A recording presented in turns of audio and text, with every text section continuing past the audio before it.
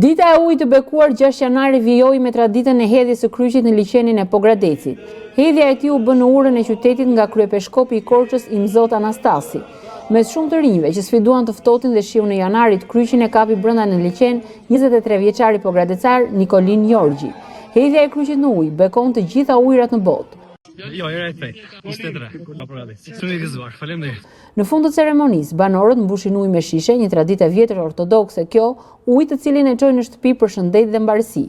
Më herët, ceremonia vjoi me meshat e shenjta të mbajtura në të dyja kishat ortodokse të Pogradecit, në katedralen Ngjallja nga At Vasiljovani dhe në kishën Fjetja e Shënmërisë nga At Petro Marko, si dhe ankandin e kryqit të shenjtë dhe ikonave të cilat blihen nga besimtarët, të ardhurat e të cilave shkojnë ndihmë për kishat respektive.